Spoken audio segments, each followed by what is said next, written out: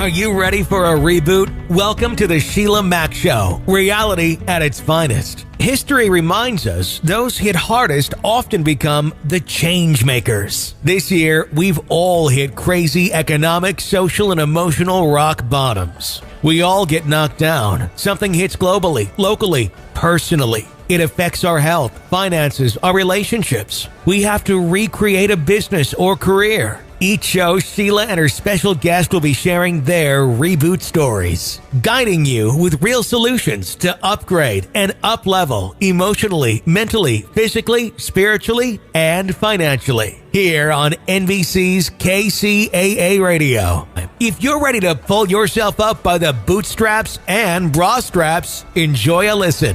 Here's Sheila. Welcome to NBC's Sheila Mack Show here on KCAA Radio, the station that leaves no listener behind. I'm your host, Sheila Mack, and today we have a very special guest. We have Jay Abraham. He will be unveiling his groundbreaking new book, Business Wealth Without Risk: How to Create the Income and Wealth of a Lifetime every 3 to 5 years. And this is our Wealth Builder series. So with this, I do have a special giveaway for you, a special guest ticket for you and a friend to attend Jay's incredible live and recorded virtual event. That will be the 23rd of September. And in order to attend, it will be my gift to you. Just click on the link. You can find it on the show notes at kcaaradio.com on the main page, as well as at sheilamack.com. Just look for this month's special gift for you. And now I'd like to share just a little bit more about Jay Abraham. Jay Abraham, a marketing legend, mentor to mentors, and the highest paid marketing consultant in the world. He's the go-to guy now. And I gotta say, if you think of most of the marketing consultants that you probably don't have the name of, they've all been influenced by Jay. I probably wouldn't be here without my mentor, Jay Abraham. Through, his teachings and what he's done for me, he's taught me how to position myself in very unique positions, what is my unique offering, as well as the ability to communicate. Jay Abraham has significantly increased the bottom line of over 10,000 clients and over 400 industries worldwide. Jay has had a tremendous influence on my business. Not just my business, but really the deep ways in which I think about my students, my readers, my clients, my customers. His books have profoundly influenced my ability to grow Bulletproof, and his personal mentorship and his one-on-one sessions with me have absolutely changed the game for me and for Bulletproof and for our mission to change the world. Forbes magazine called him the real thing and lists Jay as one of the top 5 executive coaches in the country. He's also a best-selling author and has been featured in USA Today, the New York Times, Inc., and Success, among many others. Life is a series of mentors, and Jay Abraham is absolutely the best in that area. Hi, Jay. Welcome to the show. Thank you so much. It's an honor to be able to interview you again today. And I would love to start out by asking you, what inspired you to write a book about business risk mitigation, and why is it important to you today? Sure. Well, it's a little bit more than a book on business risk mitigation. It's a book about a whole alternative reality that if anybody who is a business owner, entrepreneur, professional, or ever aspires to be one, reads and follows, it will dramatically increase their success ratio. Jesus, I guess you could call it probably by almost 19 or 20 times more favorable, but it will shorten the timeline for them to gain prosperity and even wealth creation. And so it was a concept that was introduced to me about 3 years ago by my co-author. And he has been focused squarely on not starting businesses and not growing businesses strictly through good selling or marketing or strategy, but on using acquisition, very astute, very innovative, very, very strategic acquisition to create far larger businesses, far more successful businesses, far greater incomes for the business owners, far more wealth creation for everybody, every stakeholder. And when I met him, I was very thrilled because he had a point of view that I had never contemplated. His point of view is, why start a business from scratch, aspiring entrepreneurs, pre-startup entrepreneurs, when it has a 1 in 20 first-year success rate on average? There are certainly anomalies, but on average. Or when you have, oh, my glasses are crooked. When you have a 1 in 10 5-year success rate, why not instead find any of hundreds and hundreds and hundreds of thousands of businesses that exist all over the United States, even millions in some categories, if you want to go a little smaller, that have already broken through the 5-year success barrier, but they're tremendously underperforming all they could be generating, all the income they could be earning. Get control of them with any of 200 different strategies my co-author has that for acquiring them, most require little or no of your own out-of-pocket income, cash, capital. And then I have 97 categories, Sheila, not just ways, but categories. Some have as many as literally 20 different tactics for blowing up profit and EBITDA, for multiplying so dramatically it almost doesn't calculate the bottom line, none of which require any investment or risk. And then over a 2 or 3 year period, you should be ready to sell it for a multiple, a markup, just a monumentally increased profit, well beyond what you paid. And all along, if you do it right, you're going to get an income stream for yourself or your family that'll be outrageous. And then you do it again and again. And if you own a business of your own, why grow it conventionally through good marketing, advertising, selling alone, when you can use acquisition to dramatically expand the size, scope, and profitability?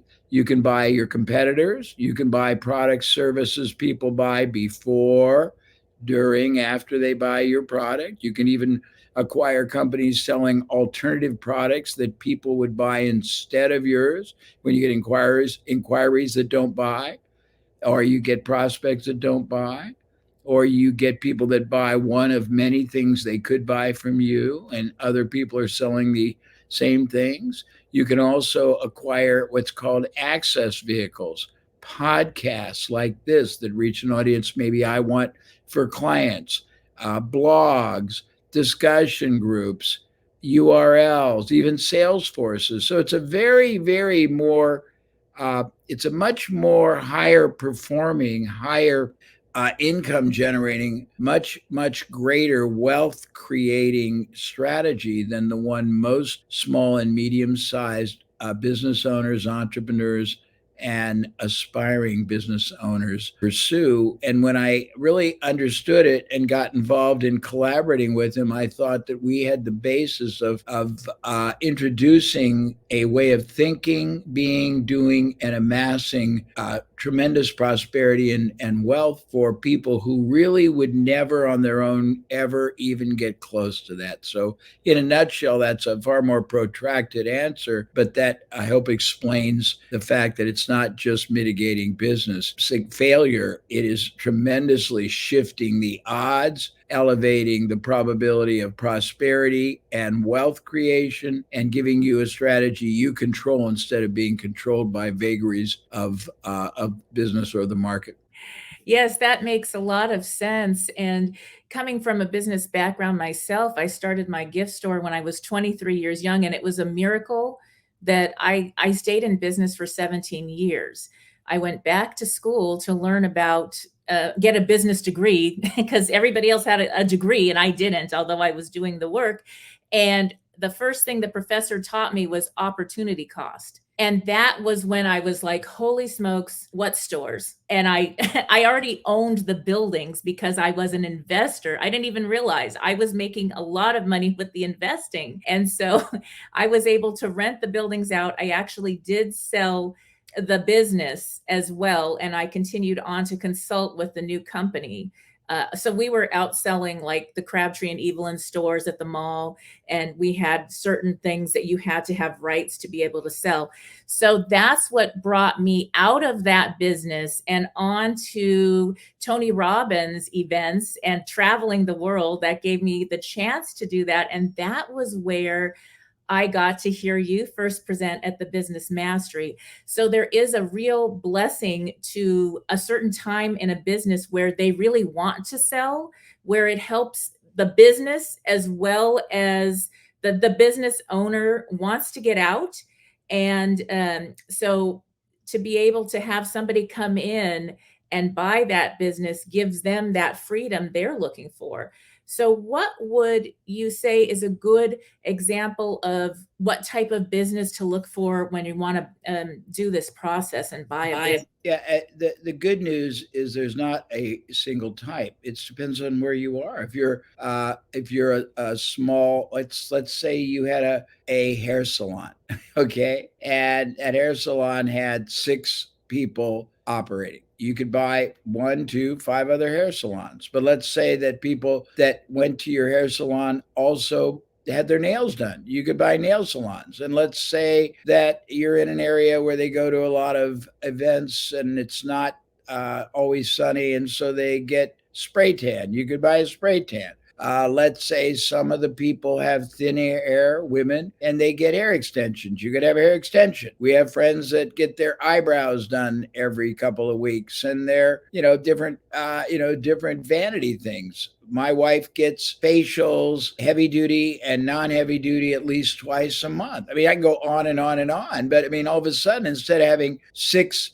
stylists working for you that either pay you rent or you get a share of, now all of a sudden, with my example, if you could figure how to do it astutely, and you could if you read this book that we came up with, you could have 8 or 10. And then if you had all this relationship, maybe you have a background in real estate, you get your real estate license. So you build all these referrals for big transactions, and on and on and on and on. So that's really helping all those other businesses that actually may be struggling right now. When you blend the businesses and work together as a team, it takes the pressure off just one particular business. So if eyebrows go out of style all of a sudden, you're not, or hair or whatever it is, then you have something else to fall back on. So I love how you're creating this combination of collaborative businesses. Could you give an example of how that worked in real life with a business that you worked with? Well, I mean, I'll give Roland is got more examples because my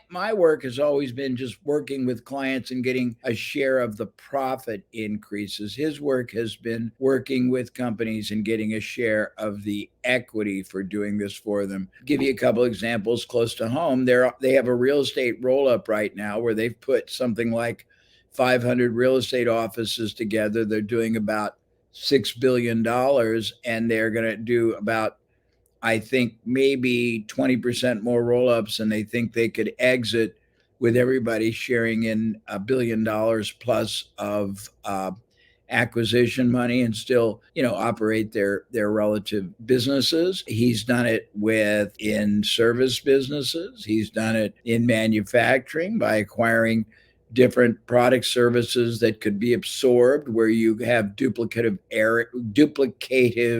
functions, where you can eliminate benevolently. You take care of somebody or you repurpose them, so you're not cruel. But if somebody's got 20 people needed to do a certain business and somebody else has 20 people and neither is fully utilized, the acquirer, if you were acquiring it, could either eliminate half of those people because you've already got those services and all that overhead becomes profit. You could repurpose them to other functions.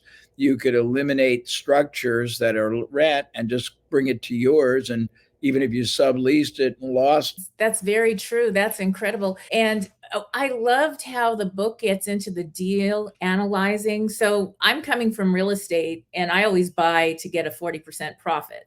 And so this explains kind of how to do this profit, see a business that might be profitable, but has so much more that they could gain by applying the principles that you and Roland together have shown. So could you explain what would be the best way to analyze a deal? I know this is probably the most important part. And if you don't follow the instructions and go through all those points, that's where you could lose a lot of money trying to buy a business without looking into the details first. First of all, you have to understand, as you said, the economics. I don't want to get into too much technicality, but I'll just give you a thumbnail. So the first thing is you want to see what kind of multiple the business sells for as it is right now. And a multiple is a percentage above or below a benchmark correlation, either a percentage of the profit it makes or a percentage of the revenue. So let's say you are looking at a business that has a market percentage multiple of 2 times, just to make it easy, profit at a small level. Let's say it's $1 million business. And at that level, they're worth 2 times profit. And the profit on the business you're buying is $100,000. So it would have a market value based on the norm of $200,000. But let's say that you find that if you get that business above 5 million, the multiple goes to 4 or 5 or 6 times. So if you just got it to that level and no more percentage profit, then it would be worth 6 times multiple, not just 2. And the 2 that and the million you bought would not be worth now 200,000. It would be worth literally 600, $400,000 profit. But you'd be building up the profit and the revenue through acquisition as well. So then you see, are there out there a lot of either competitive or complementary type product service companies that are not doing as well that you should be able to target? And you start looking at all those things, and then you look at different, I call it a kaleidoscopic sort of a Rubik's Cube of all the ways you could do it. And what I always tell people, but it explains to you how you can create wealth almost instantly by doing things like that. And it gives you many, many, many examples. So I don't want to get too deep in it because it can get a little bit, it's very easily explained when you understand it, you get very excited. But it's all about 2 things. It's about taking a business that has a lower multiple and turning it into one that has a much higher one, but at the same time, dramatically multiplying whatever the key benchmark factor is. Profitability usually, but sometimes it's revenue if it's a strategic company that would acquire it. But it's always acquiring with the goal of exiting in a certain period of time. However, there is a switch on that or a twist. You might be an entrepreneur who's not ready to retire and you haven't begun to exercise your growth, your empire building capabilities. And empire building is a relative term. If you have one business right now and you've never really thought of having 5 or 7 different integrated businesses or acquisitions because you never thought it was possible. You thought it was only for the ranks of the Goldman Sachs and the private equity firms and the venture capitalists.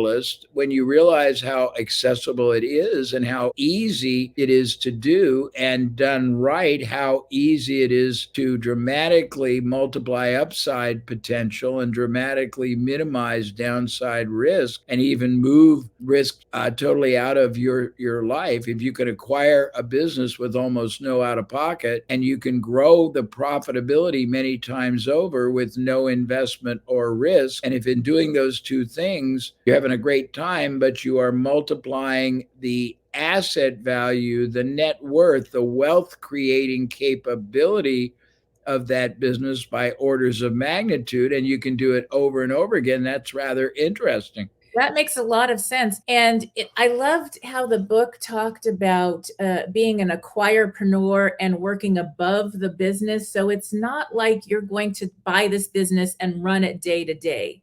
And I think that's one of the things that if you've had a business and you're coming from running the business and all that, it's a little bit different strategy that makes it, that's why you can do 5 or so many businesses at once, because you're above that business in a sense, overseeing it all.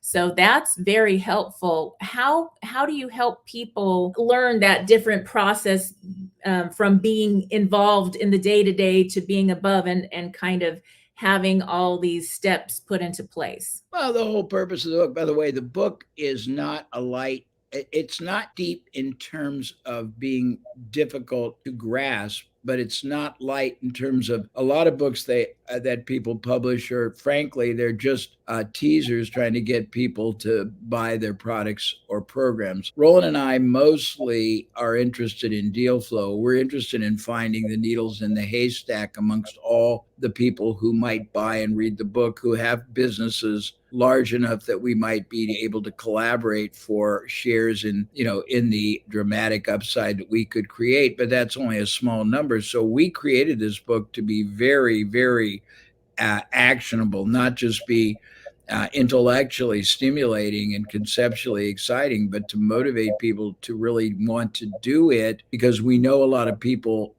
don't realize how much more is possible for the rest of their business life. And I think the book itself is 447 pages. It's got charts, it's got examples, it's got multiple actual clear-cut explanations of how to do the various processes. It's got case studies.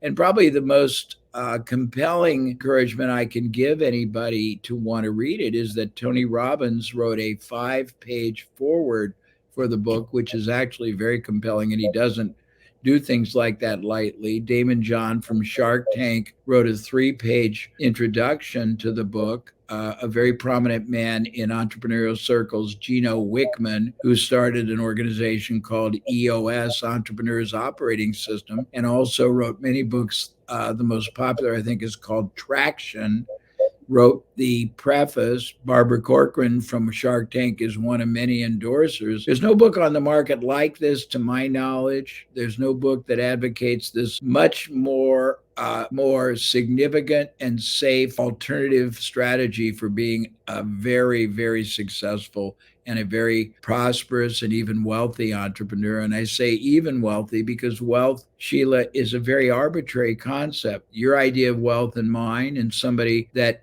we were talking about somebody that maybe has one hair salon, their idea of wealth at this freeze frame point in time before they were introduced to this discussion might be X. Once they're done with the book, it might be 5X, 10X, 100X, because it's possible. It's very possible. These are methods that have been used at a much more sophisticated level by the private equity firms, the Goldman Sachs, all these huge companies that aggregate acquisitions. You can use a variation, a torqued down, much easier, clear, much more simpler and user-friendly version for yourself, no matter what industry you're in, no matter the size of your current business, practice. You can be if you were thinking of starting a business, even if you have a great idea, why don't you acquire one that serves the same audience? You've acquired a profitable revenue source, but you've also acquired thousands, tens of thousands, hundreds of thousands of prospects for the startup that you would have had to waste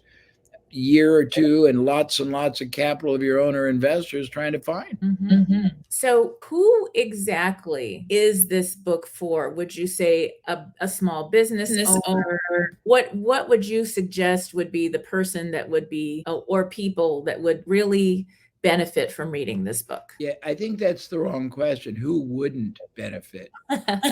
Anybody that has no latent or evident entrepreneurial passion flowing in their blood. Anyone who doesn't would not want to read it. Anybody who's in business, anybody who has a private, a professional practice, anybody who is a active or passive investor and is content to get something like, 8, 10, 12, 15%, 20% return would be mind blown by this. Anybody who has the desire to ever become an entrepreneur, anybody who has a child, probably above 12, who has any entrepreneurial bent that ever wanted to do anything online, offline, would be benefited. Anybody who ever tried a business and it didn't do well because they tried from scratch and they didn't realize that they only had a 5%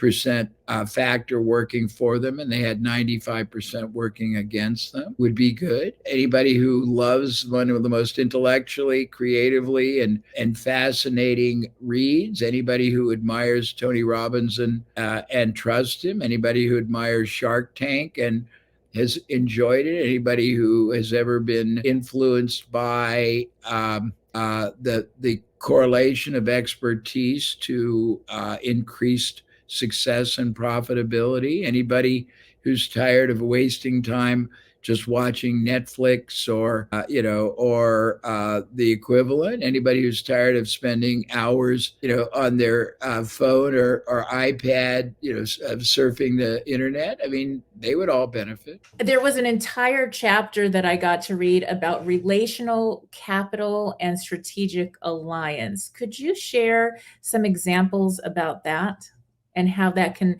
help a business? Sure. Yeah, sure. So the concept in a nutshell is that why go into the cold market, knocking on doors, trying to set up a booth at a trade show, running ads on Facebook or television, nailing into a business or a neighborhood, when in fact there's always going to be someone else, some other entity, organization, company, person, influencer who's already spent hard-won amounts of time, effort, and frequently money building and establishing the trust, the credibility, and direct access to the same market you want. If you can figure out who they are and convince them that whatever it is you offer, your company, your product, service, you are someone and something that brings enormously superior value to people who purchase from you, and get them to endorse you, recommend you, promote you, make you their recommended provider, co-brand with you, then you can basically achieve in a matter of weeks or months what you couldn't achieve in a matter of years. You can penetrate markets you could never ever access on your own. You can shorten the sales cycle. Examples, I'll give you close examples. I was in the newsletter and the gold brokerage business when I started, and I was able to take gold brokers that normally would run ads in the Wall Street Journal or the financial magazines to find investor clients. And I was able to make my client companies the recommended providers to a bunch of newsletters. And we went from $300,000 to $500 million, $500 million in 2 years for almost no out-of-pocket risk. I went into the seminar business when I was a bit younger, and I got Tony Robbins and Success Magazine, and at the time, the largest audio publisher that sold to Audible. And I got Entrepreneur, I already said that. And I got Brian Tracy, and I got all kinds of people to endorse me, and all the seminar people that weren't in business seminars. And I did $250 million, again, $250 million of seminar and product program sales in 2.5 years using a minuscule amount of fixed capital. I did Icy Hot.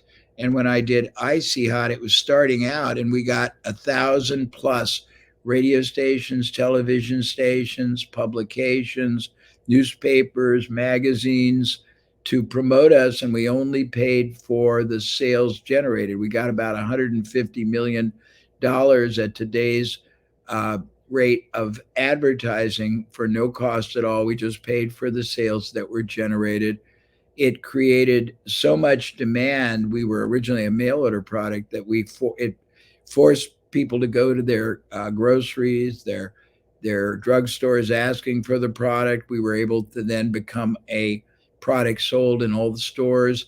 In 2 years, it grew so much that this is 40 years ago. We sold it for $60 million in 2 years from a standing start. We paid very little for all of this. It was just paid out of results. Let's see. Let me give you a couple of other examples that are cool. Carnival Cruise, when they started out, they were a secondhand, little funky one boat cruise line, and that was they were so poor. Very true story, because I knew the man that worked there, They only could afford to paint it on one side. They had to bring it in on the painted side wherever they went, so it looked much nicer than it was. It would go out every week half empty. Another friend of mine, actually same guy, but in a different role, he was able to go to radio TV stations and exchange unsold space on the cruise line for advertising on radio and TV stations.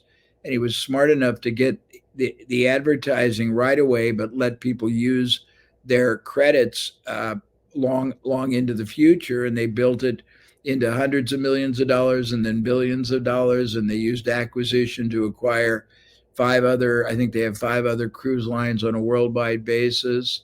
I can give you on and on stories like that. There are many of them. I mean, the easiest story, anybody that is insured with Allstate, in the beginning, Allstate had almost no clients.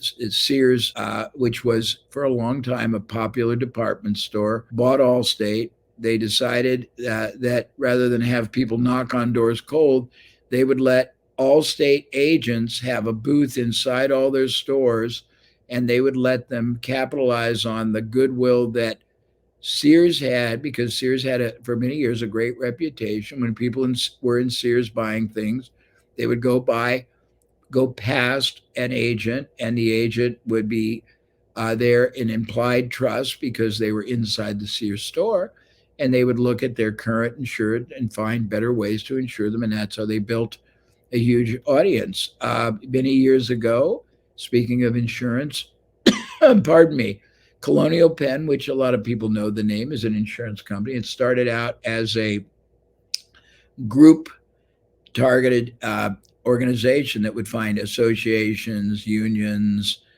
big companies, and they were struggling because they couldn't get organizations to easily switch over to them. And after about 2 years of struggling, one of the directors, who was a very clever man, said, okay, if we can't get an organization, let's start our own to endorse us. So they created something that everybody knows of today, AARP, the American Association of Retired People, just so they would have a client.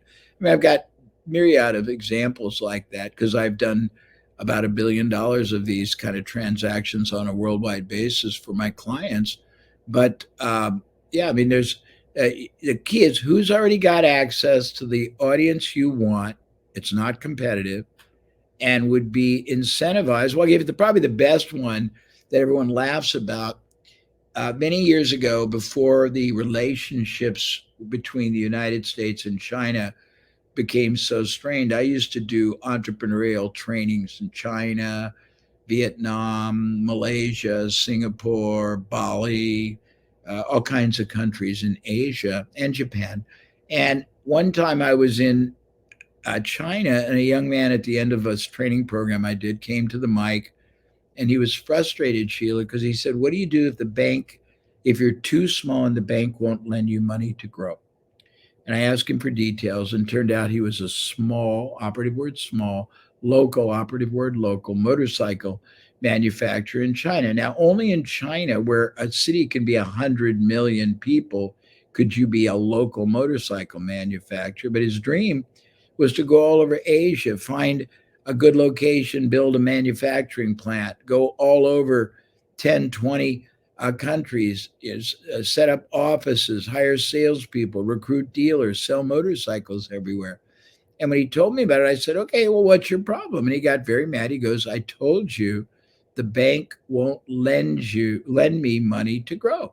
And I said, you don't need money. All you have to do is go all over Asia, find somebody in not a competitive, but a complementary business who has a huge factory. It's not being fully utilized, that has representation in many, many countries with their complementary product or service, and would be willing to partner with you. And that was very simple. I gave him about another minute of explanation.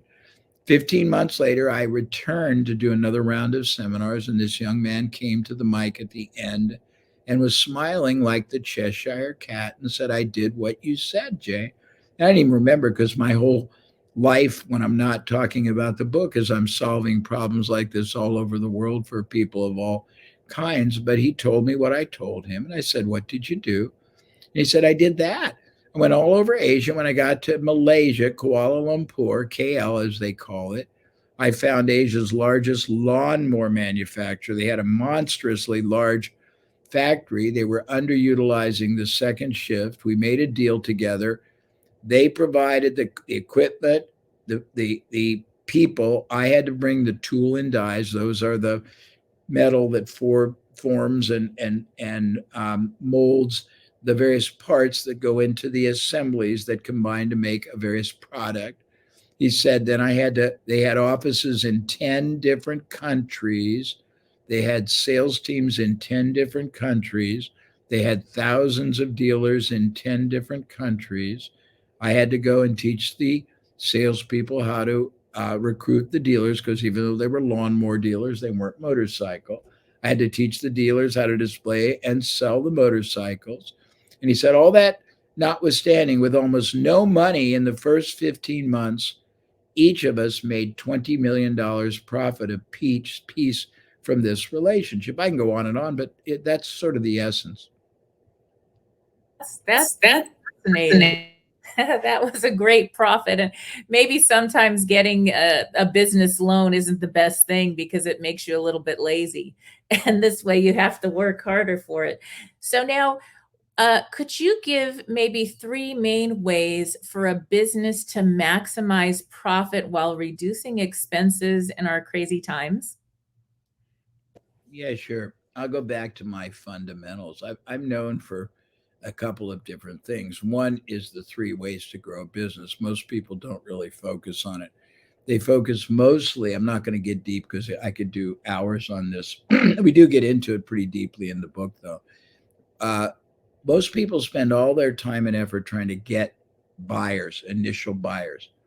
What they don't spend much of any time is getting those buyers to ethically spend more each time they purchase, so they'll make a lot more profit per sale.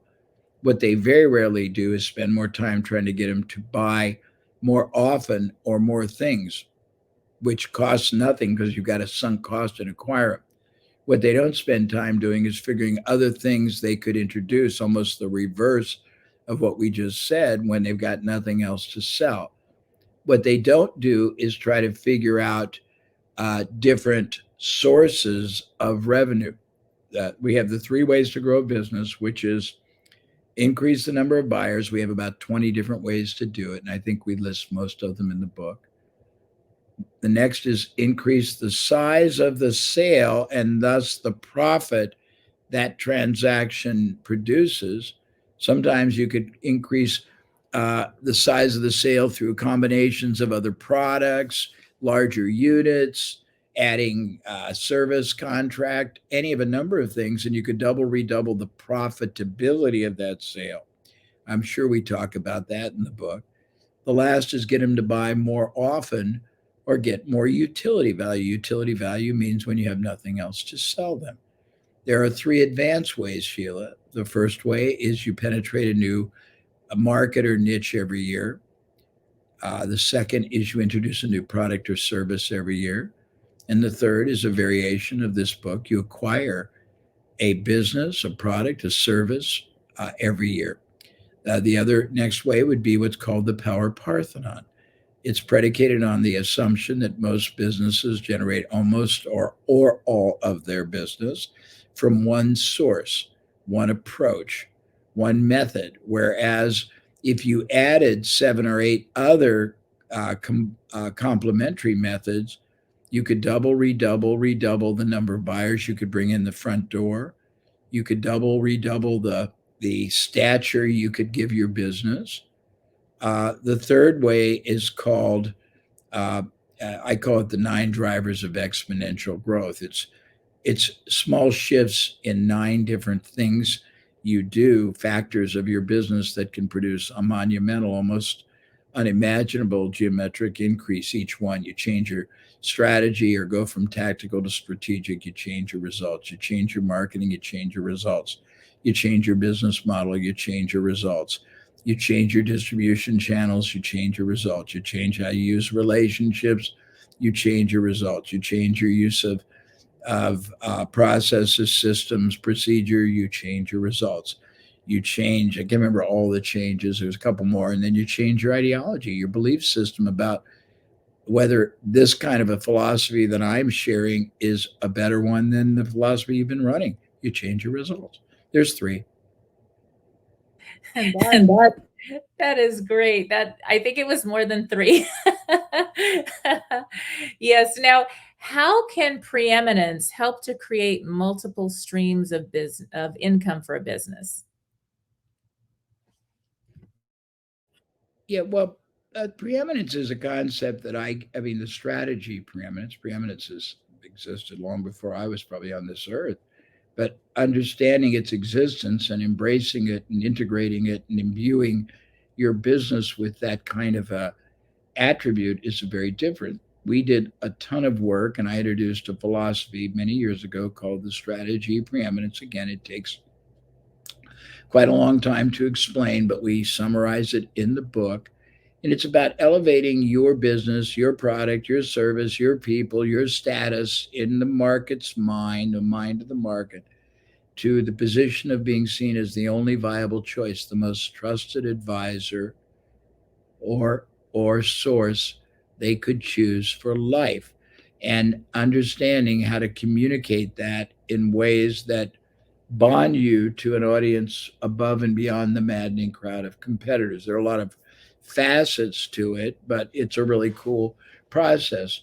And it starts actually by referring to the people you sell to as clients, not customers, even if you're not a professional, if you're not a service company, because really and truly, if you look at the definition, Webster definition of customer, it's somebody who buys a commodity or a service. If I call you a customer, what I'm saying to you in essence is that I have nothing distinctive, unique, advantageous to offer. I am lucky as heck you would give me any business because I have nothing unique to offer. I'm a commodity. I'm a marginalized generic entity. A client, on the other hand, if you look up the definition, is somebody who's under the care, the protection, or the well-being of another. It's got more of a fiduciary bent to it, so it's much different. So, yeah, I mean, all this integrates together, because if you're going to buy a business and the business doesn't have that distinction, when you give it that distinction, I have studied it. The companies who are preeminent have they not only outperform the ones that aren't by sometimes 3 to 4 times. Their stock price is higher, their profit levels are higher, their average metrics, they get more buyers, buy more times, spend more money, tell more people, get more referrals. So it has a cascading positive impact that is almost unimaginable. Yes. Now, one of the things that I noticed in the book was when you're doing the deals and you're looking into businesses, many times a small, even mid-sized business owner hardly pays themselves a salary. So when they're taken out of the business, there has to be that amount of money that they should have been paying themselves that goes to somebody that's going to manage the business. What would you advise or suggest for people that are small business owners? Should they pay themselves? How should they pay themselves? What kind of a rule should they base their business on in order to have profit, but still be able to give themselves the pay that they would expect to receive anywhere else? Well, I mean, the assumption, I mean, why do you want to grow? Why do you want more prosperity? Why do you want wealth creation? Well, there's a finite number of people that are driven just for nobility. They want to give all the money to charity or the library or the hospital, or to fight, some of the atrocities, all kinds of things going on in our world. But the majority of people want it because they are dissatisfied with what they are able to earn, or what their entity or their career is is uh, is paying them or delivering to them or generating for them. So I think the first thing, rather than telling you what to do, it's asking, what do you want and why? I mean, if you're making $75,000 and you want 500, then it's not. I mean, plenty of people make a lot more than that. It's having the ability to reverse engineer whatever you want. I mean, when you do this right, you acquire businesses and then you dramatically increase their ability to throw off profit. When you do it right, doing that allows you to compensate very fairly someone to run the business so that you can operate, as you said, above that. But you also should be able to generate as much, if not more, from that kind of a strategy than you're making doing it yourself. And if you think about it, every new acquisition properly multiplied on the profit side should be able to throw off that income again and again. So if you're making, $100,000 from your single business and you acquire the next one, and that's got great upside potential, meaning great profit boosting. So then you should be able to extricate yourself from day to day in your normal business, make enough on the increased profit you produce from the newly acquired business that you're replacing yourself, and then do it over and over again. But there is one very interesting shortcut to all this, and that is, if you got this book and you went through it very carefully, even though it's advocating an acquisition, boost profit, and then exit strategy, in the middle of the book, there's 3 parts. First part is targeting, acquiring, funding your acquisition. Second part is how to really multiply profit performance. Third part is how to get an epic exit and a mammoth payday. If you never acquired a single business, if you never even tried to sell your business, which makes no sense if you could create an asset that could generate great wealth, if you only use the middle part, the section 2, which has got all these methods for multiplying profit performance without increasing investment or risk, and you just use them for your own business, or if you insisted on starting your own business instead of acquiring for that business, it would dramatically multiply your success probability, your income generation. So there's lots of different facets, this book, and the mindset and the methodology and the strategy it extols would seem to make possible. Yes. Now, I feel like when I went into business, I was in business to make money for my family. And the ultimate goal was freedom. And then 17 years of working 10, 12, 14 hours a day before I got out. So that freedom, or that end goal, sometimes we lose sight of that, especially in business. And so could you explain a little bit about the exit strategy, the 3 to 5 years, how that works when you sell? I mean, coming from real estate, I'm understanding it's a different term, but it's like you get 10 years worth of the income of the business when you sell, kind of like a cap rate, but there's a different term for that. So could you explain how you would actually profit from this? I feel like when I became an investor, that was so much easier and more profitable than running that business day to day. Yeah, I'll just do it in lay terms. So you start with, let's say you have no business. You start by acquiring a business. You acquire it at a very low multiple because you're not acquiring the top performing business. It's profitable, or it's at least breaking even. You're not buying it with much or any of your own capital, so your investment is very low. You make that business produce a lot more profit. Okay. Businesses are sold on a multiple of profit or a multiple of revenue. And as I said earlier, at a certain size increase, the multiple increases almost exponentially. A $1 million business is worth a lot lower multiple than $100 million business. So a $5 million business that you would expand and create is worth a lot more, not just in profit, but in the multiple people will pay for that profit because it's got more substance, more meaning. Because a lot of people buying businesses are buying it because they need it to make a certain income. If you're only making $100,000, that only appeals to a certain kind of person or company. If you're making $1 million, that appeals to a much different company, and it's worth a lot more to them. So when you buy something or many somethings, you're buying it at a lower multiple, a lower markup, a lower value than it should be worth when you combine it and also boost the profit.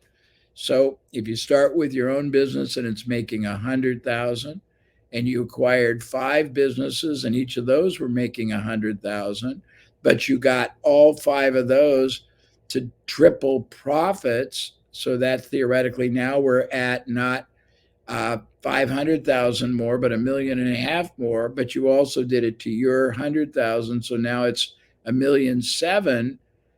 A business making $1.7 million is worth a much higher multiple than a business making $100,000.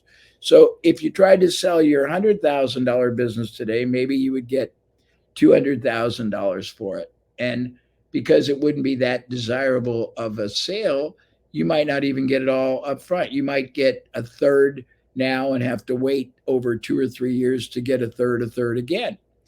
But if you had a business making $2 or $3 million, you would get most all your money up front, if not all, and you would get a multiple that would be many times more. So if in 3 years you can start with this hypothetical $100,000 business profit, and you could end up with $1 million profit or $1.5 million profit in 3 years, and you sell what you would have had maybe $200,000 worth of capital of let's say sales proceeds from with the original business. Now you might be getting $5 million. $5 million compared to that hypothetical $2 million is what is 2 million? What's 5 million compared to 200,000. Excuse me, 200,000 is it 25 times more? So you would have to work 25 years at the same level as your basic business to get the same amount you would get in 3 years. Does that make sense, or is it too confusing? That totally makes sense. And Sheila, I have a timeline. I have to wrap it up very quickly. I apologize. No problem. So yes, definitely that makes sense. And there is so much information in the book, and there is a wonderful event that you are offering everybody who's listening in. There is a bonus. If Jay, if you could share about the event.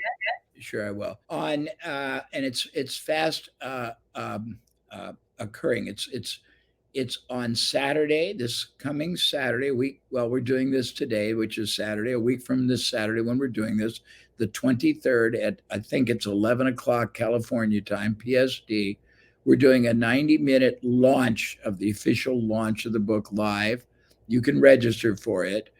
Roland Frazier, my colleague, and I will explain this more detailed. He's a little or a lot better at the acquisition and the exit explanation than I am. I'm trying to give you the big brush strokes, and we're going to tell you all about it. And we're going to make a very advantageous offer if you wish to buy one or many copies of the book, but more importantly, thought, not just provoking, but paradigm shifting read. And I hope that we'll see you on the 23rd at 11 o'clock PST. Thanks, Sheila. Thank you again for tuning in. This is NBC's Sheila Mack Show here on KCAA Radio, the station that leaves no listener behind. And I'm your host, Sheila Mack. I have a special giveaway for you. That's right, just for you and your friends. You are welcome to go ahead and get a guest pass to join the virtual and live plus recorded event. It will take place live this Saturday, the 23rd, at 11 a.m. Pacific time, and you can get the guest pass at SheilaMac.com, as well as if you look on KCAAradio.com on the main page, scroll down and you will see a big banner. You can also click there to get your free tickets, or at SheilaMac.com, go to the events page, and there you will see the guest pass for the wealth event for this month. And I hope you enjoyed that interview. Again, if you aren't able to make the live, then as long as you sign up with the guest pass, you will receive the recordings. This is something you don't want to miss. And this will be with Roland Frazier and Jay Abraham together, sharing about their new book, Business Wealth Without Risk: How to Create a Lifetime of Income and Wealth Every 3 to 5 Years. Again, you can go to the show notes or SheilaMac.com to get your link. Thank you again for tuning in, and we have plenty of resources plus free gifts at SheilaMac.com. Hope to see you next week. Wishing you life, love, laughter, and light.